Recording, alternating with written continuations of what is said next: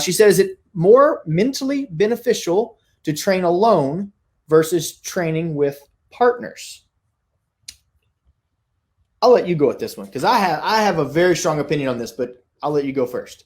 I think there's benefit to both, but I also think there's detriment maybe to doing one over the other. Maybe more if you're an individual sport athlete, like you're a triathlete, and that is a solo type of performance. You can't draft on the bike.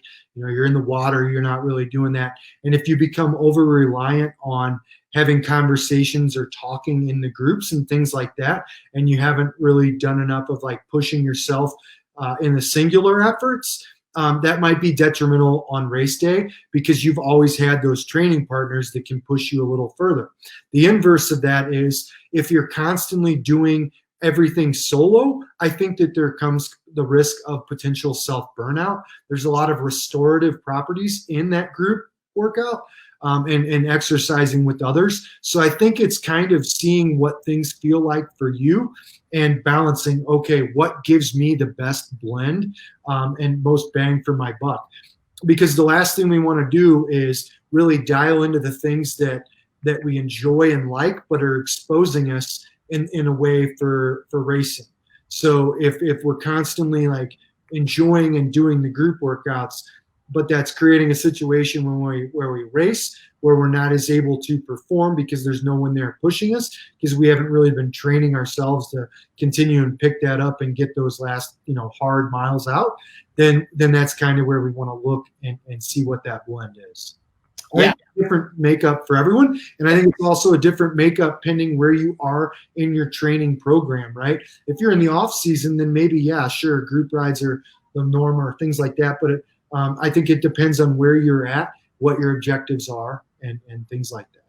Yeah, you're absolutely right. It is a balance. And the last thing you said, where your objectives are. You got to remember what your goals are. There's an athlete to tell you, I want to qualify for Kona. And yet when you give them a key trainer set during the week that's going to help them get there, they avoid it or they half-ass it.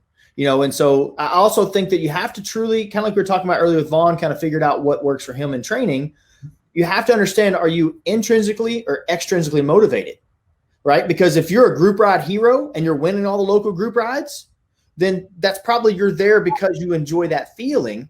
How can you then translate that over to your key sets? And are you putting in the same intention into your solo work as you do your group stuff?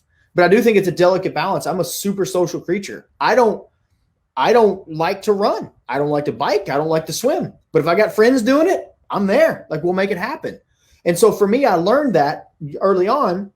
And so I know that in order to keep up with my friends, I have to do other stuff on my own to make sure I have the ability because they're going to be making gains. Mm-hmm. And so for me, much like you said earlier, it's about kind of understanding what works in here and what works in here. Where am I at and what is it that I really want out of all this?